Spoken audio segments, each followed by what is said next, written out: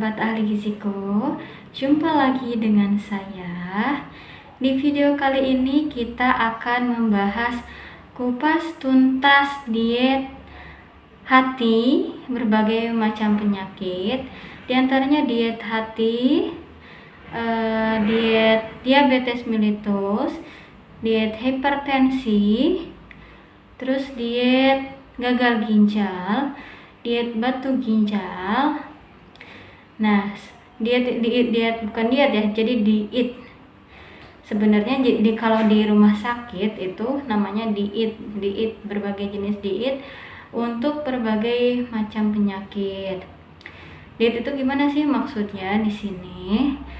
Makanan atau minuman yang boleh dan tidak boleh untuk dikonsumsi, terus yang dibatasi. Makanan apa aja sih yang boleh? Nah, itu seperti itu. Oke, yang pertama, nah, saya akan memperkenalkan biasanya di rumah sakit kita memakai leaflet untuk edukasi ke pasien ya. Nah, ini leaflet diet hati.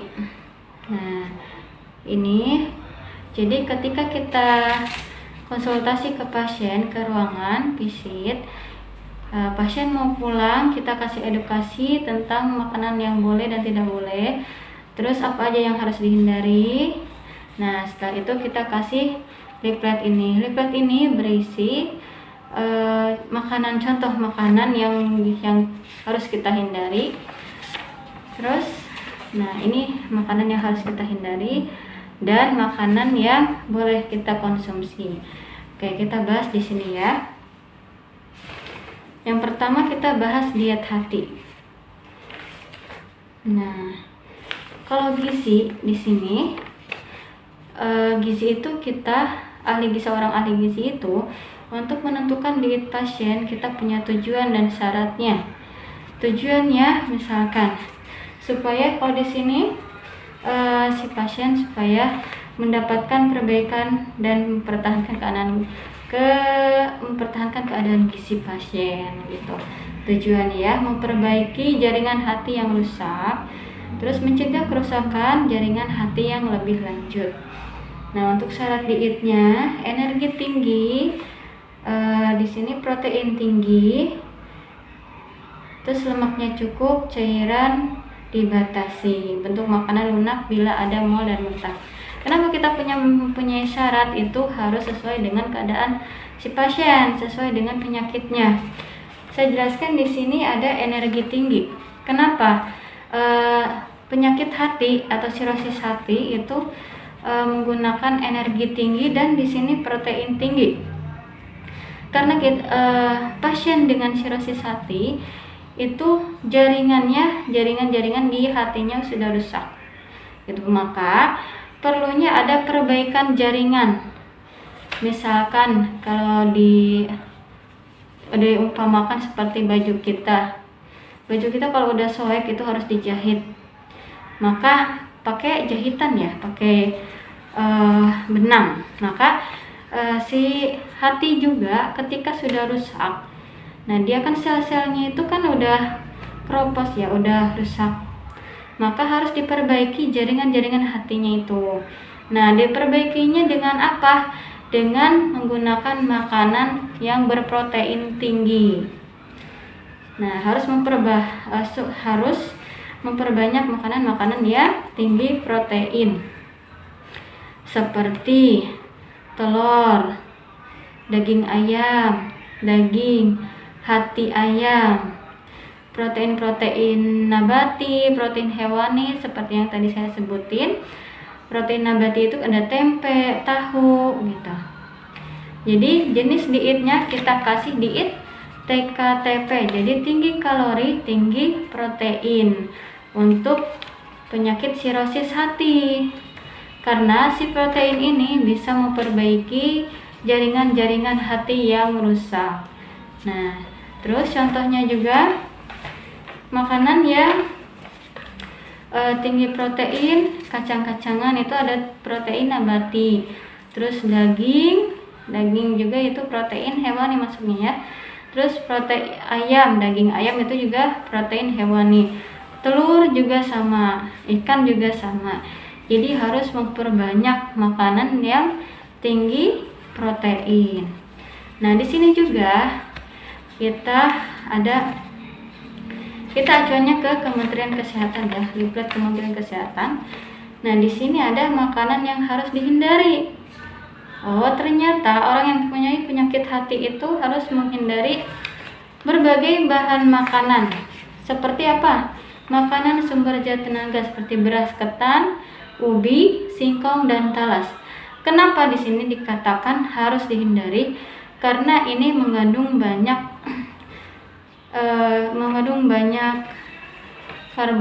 karbohidrat yang membuat sesak. Jadi ketika kita makan beras ketan, ubi, singkong, talas ini kebanyakan jadi membuat sesak. Sedangkan hati kita tuh lagi rusak, jadinya membuat hati kita rusak. Terus makanan sumber zat pembangun seperti daging kambing, daging babi juga. Terus daging ikan yang diawetkan itu nggak boleh ya. Terus keju, kacang merah, sama selai kacang. Nah, itu juga tidak boleh ternyata ya. Nah, itu yang tidak boleh ya. Ini makanan yang terus sayuran yang menimbulkan gas. Sayuran apa? Seperti sayuran kol, sawi, lobak, dan sayuran-sayuran yang diawetkan. Dan buah juga yang menimbulkan gas seperti nangka, durian. Nah, itu juga tidak boleh. Kenapa tidak boleh? Karena itu juga menimbulkan gas. Kalau di dalam hati, kalau kita kebanyakan makan makanan yang mengandung gas, itu akan membuat sesak juga, membuat kembung. Akhirnya apa? Ke hati kita juga tidak akan enak. Jadinya malah nambah berat kerja hati ya. Nah, itu seperti itu. Jadi kita di rumah sakit kita menggunakan ini untuk diet hati. Selanjutnya kita akan bahas tentang makanan yang dianjurkan atau yang tidak dibolehkan untuk wanita yang sedang hamil ya. Jadi kita yang kedua, saya akan membahas gizi seimbang untuk ibu hamil. Ternyata ibu hamil juga mempunyai gizi seimbang, harus dengan gizi seimbang. Apa gizi seimbang itu? Terdiri dari karbohidrat, protein, lemak, dan sayuran. Nah, untuk memenuhi kebutuhan zat gizi si ibu dan si bayi. Nah, di sini juga kita memiliki syarat dietnya. Nah, kalau kita ke pasien, kita kasih juga edukasi tentang makanan yang bagus, terus syarat dietnya seperti apa. Nah, jadi makanan yang dianjurkan atau yang dibatasinya itu seperti apa aja gitu. Untuk syarat dietnya, kalau ibu hamil, kita tidak boleh mengkonsumsi makanan yang merangsang. Kayak bumbunya itu merangsang banget, jadi membuat mual, membuat pusing. Itu jangan terlalu merangsang ya bumbunya gitu. Kalau bikinnya yang biasa-biasa saja, karena ibu hamil itu lebih rentan dengan bau-bauan ya. Terus yang kedua itu porsinya kecil tapi sering. Kenapa saya anjurkan porsinya kecil tapi sering? Jadi makannya kecil, sering. Karena kalau kita makannya sekaligus itu akan menjadi mual, menjadi begah perutnya. Jadi akhirnya muntah lagi karena ibu hamil keseringannya suka muntah ya. Jadi kita akalin dengan porsi kecil tapi sering. Nah, terus untuk makanannya, dia cairan harus cukup ya. Nah, ini syarat dietnya. Terus makanan yang dianjurkan, ternyata ibu hamil juga harus cukup protein untuk perkembangan otak bayi. Nah, terus juga butuh gizi seimbang, karbohidrat, misalkan nasi, makanannya harus seimbang. Misalkan makan pagi kita harus ada protein, protein hewani, protein nabati kayak protein hewani misalkan ikan, protein nabati tempe, terus sayurnya, terus nasinya. Itu harus lengkap ya, makannya setiap hari supaya perkembangan si janin dan ibunya berkembang dengan baik, pertumbuhan janinnya juga tumbuh dengan baik. Nah, untuk makanan yang harus dihindari bagi ibu hamil, tidak boleh memakan nangka, durian, sawi, kol, itu yang menimbulkan gas. Kenapa saya tidak memperbolehkan?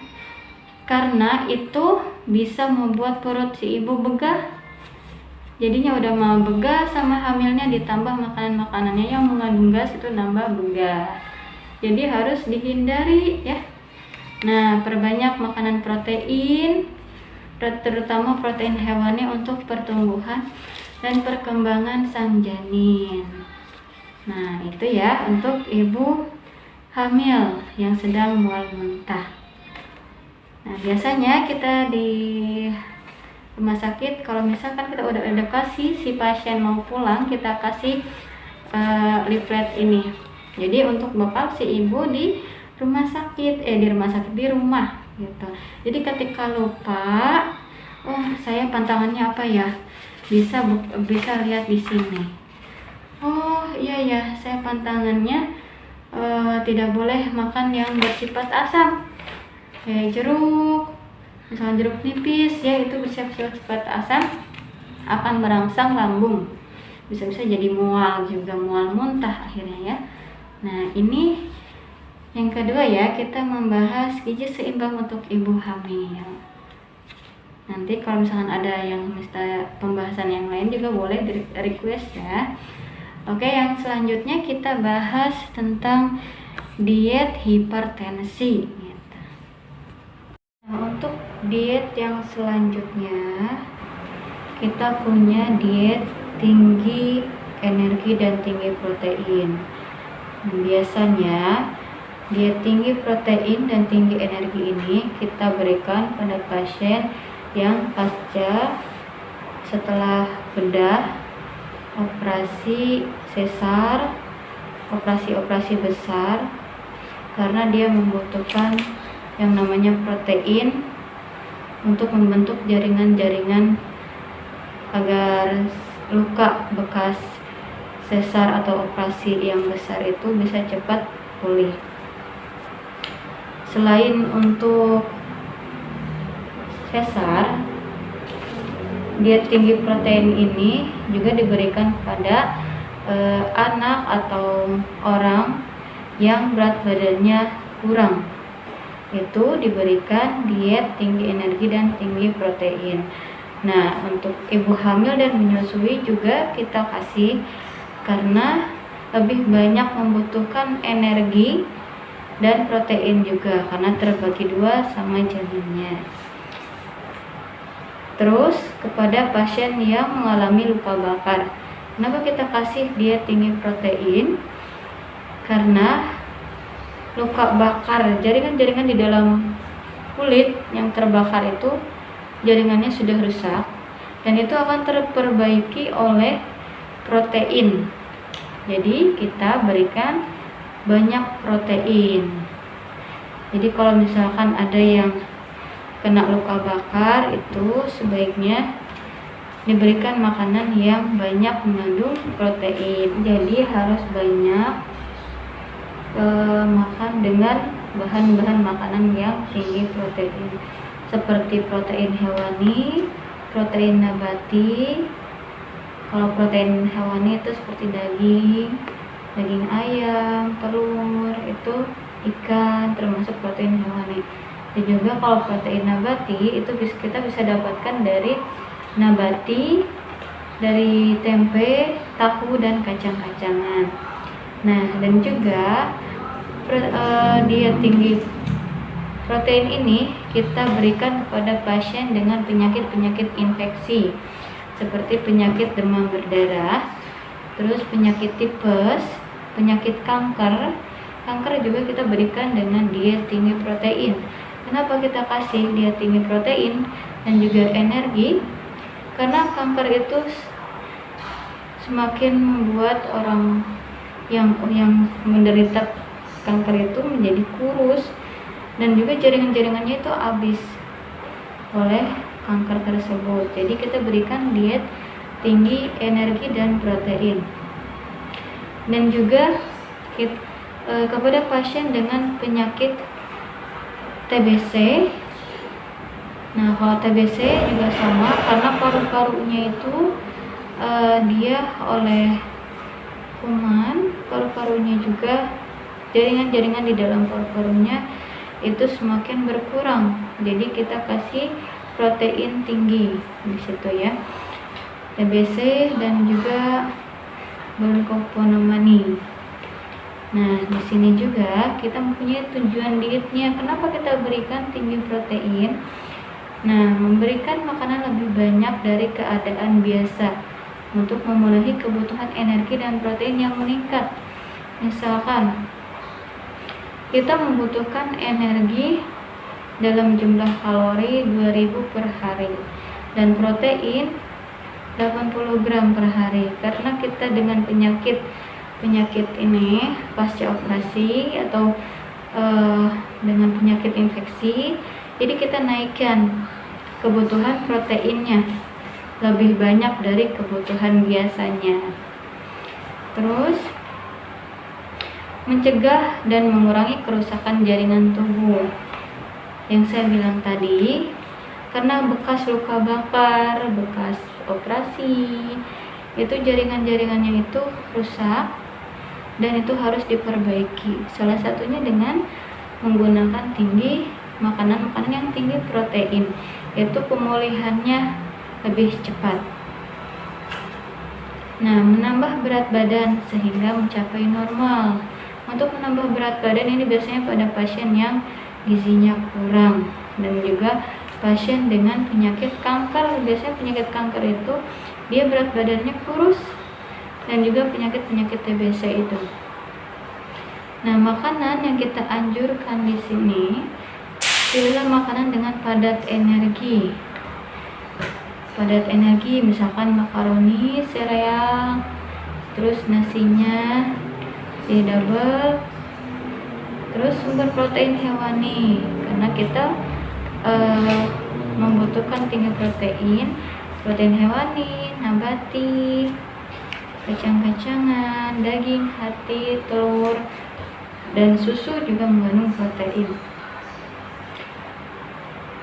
Nah, agar meningkatkan nafsu makan, usahakan makanan dibuat semenarik mungkin. Jadi, biasanya kalau penyakit-penyakit seperti itu nafsu makannya kurang. Jadi kita membuat makanan semenarik mungkin. Kalau misalkan pada anak lebih dibuat seperti karakter-karakter dibentuk apa gitu dibuatnya. Nah, di sini kita juga memiliki makanan yang harus dihindari. Apa itu? Jadi makanan yang membuat nafsu makan kita itu menurun, seperti permen yang manis-manis, yang gurih, gorengan, dan minuman gula yang rendah energi. Nah, itulah jadi untuk diet tinggi energi dan protein. Nah, ini di plate-nya. Oke, kita lanjut ke ini usia lanjut ya. Di plate ibu hamil.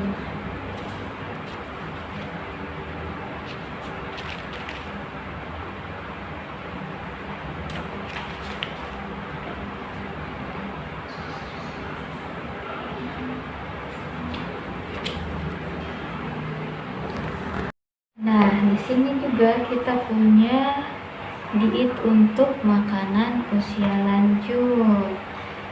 Jadi kalau udah tua, yang usianya 50 ke atas, itu biasanya mempunyai masalah-masalah tertentu ya, mulai dari gigi, dari berkurangnya rasa, rasa pengecap gitu. Jadi masalah yang sering dihadapi usia lanjut yang bisa menimbulkan masalah gizi. Yang pertama, masalah giginya. Biasanya ada penyakit gusi, ompong, atau memakai gigi palsu juga. Jadi kebanyakan kalau usia lanjut kan kalau udah ada giginya, nggak ada giginya itu susah untuk mengunyah, kesulitan mengunyah makanan yang seperti daging, buah, atau sayuran. Terus berkurangnya sensitivitas terhadap rasa dan aroma makanan. Biasanya seiring berjalannya berkurangnya usia, itu fungsi-fungsi organ tubuh itu mulai berkurang, mulai dari rasa, indera, penciuman juga udah mulai berkurang fungsinya. Jadi dari makanan pun kita harus ada dietnya. Jadi usia lanjut itu cenderung menyukai makanan yang terlalu asin dan manis yang tidak baik untuk kesehatan. Nah, sensitivitas terhadap rasa haus juga berkurang sehingga usia lanjut berisiko dehidrasi atau kekurangan cairan. Jadi kalau udah usia lanjut itu harus banyak minum, walaupun ada keinginan berkurang gitu, keinginannya itu sudah berkurang. Dan juga obat-obatan tertentu bisa menyebabkan nafsu makan menurun. Biasanya kalau udah tua itu banyak penyakit penyerta dan juga sering banyak mengkonsumsi obat-obatan. Nah, bahan makanan yang dianjurkan, bahan makanan yang harus segar tanpa pengawet, supaya usia lanjut ini mendapatkan makanan-makanan yang segar untuk menambah daya tahan tubuhnya. Terus bahan makanan yang sumber karbohidrat, intinya gizi seimbang ya kalau usia lanjut, tapi dengan tekstur-tekstur yang lembut. Kalau karbohidrat seperti nasi, roti, tepung-tepungan itu kita harus penuhi. Dan bahan makanan yang sumber protein seperti protein hewani, nabati, kita juga harus penuhi dalam satu kali makannya supaya kebutuhannya itu bertambah. Terus bahan makanan dengan sumber lemak, tapi lemaknya lemak yang baik, lemak tak jenuh, seperti alpukat, kacang tanah, dan kacang kedelai itu juga mengandung lemak, cuma lemaknya lemak baik. Terus sayur-sayuran yang berwarna hijau atau berwarna, kenapa kita sarankan untuk yang berwarna? Karena di dalam warna itu mengandung yang namanya senyawa antioksidan. Di dalam seperti dalam water, warnanya oranye itu mengandung antioksidan untuk menangkal racun di dalam tubuh, jadi menambah daya tahan tubuhnya. Terus buah-buahan yang segar, jangan yang layu. Nah, untuk usia lanjut biasanya porsi makannya agak berkurang dan daya cernanya juga berkurang. Makanya kita sarankan untuk porsi kecil tapi sering, jangan langsung diberikan sekaligus banyak. Bisa kita diberikan makan pagi 2 kali, tapi dalam porsi kecil. Kalau minum cairan itu kita 6-18 per hari normal ya. Untuk penggunaan bumbu-bumbu seperti, jadi bumbu-bumbunya itu jangan terlalu merangsang juga dan juga menambah cita rasa. Ini untuk yang usia lanjut. Nah, selanjutnya kita punya leaflet gizi seimbang untuk ibu hamil. Jadi ada beberapa zat gizi yang penting sekali untuk ibu hamil. Di sini saya akan sebutkan. Yang pertama itu zat gizi yang dibutuhkan saat hamil, protein. Jadi protein ini berfungsi untuk pertumbuhan janin dan mempertahankan kesehatan ibu. Jadi kalau ibu hamil harus banyak mengkonsumsi makanan-makanan yang sumber protein, terutama untuk pertumbuhan janin.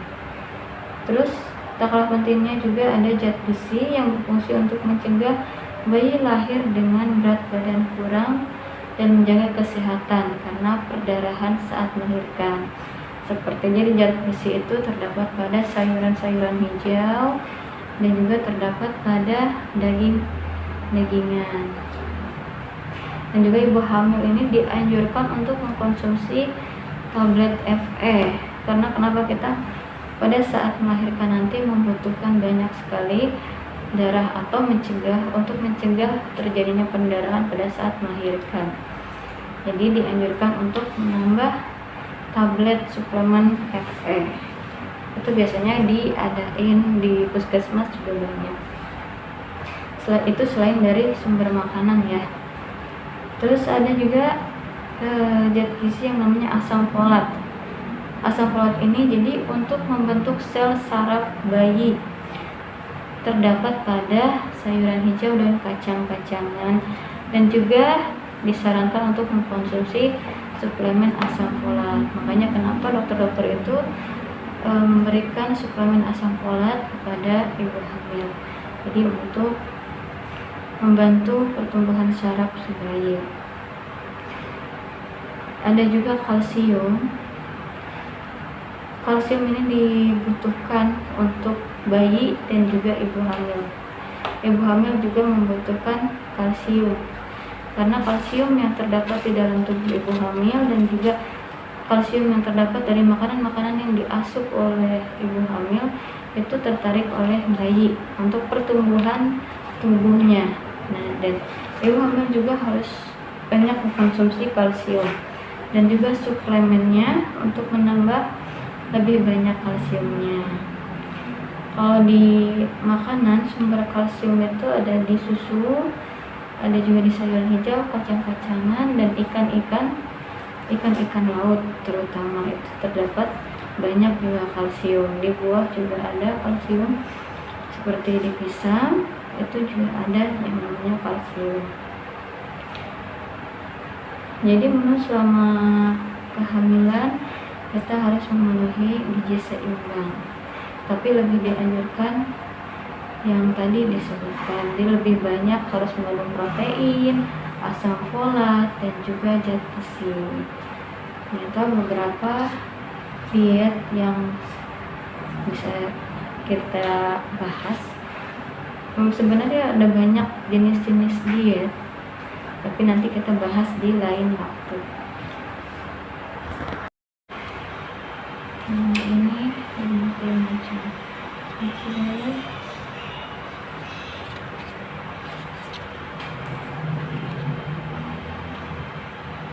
nanti untuk pertemuan selanjutnya kita akan bahas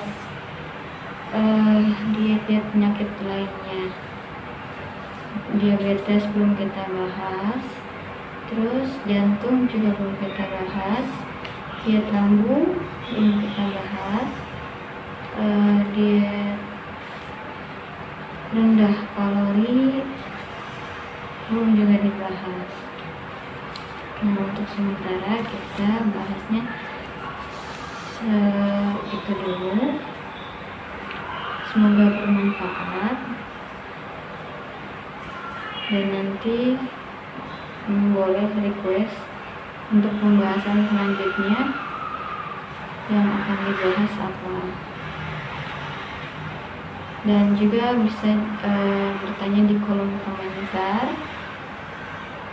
atau apa yang perlu dibahas, apa yang perlu ditanyakan, silakan di kolom komentar ajukan pertanyaan, dan juga ajukan apa yang akan kita bahas selanjutnya.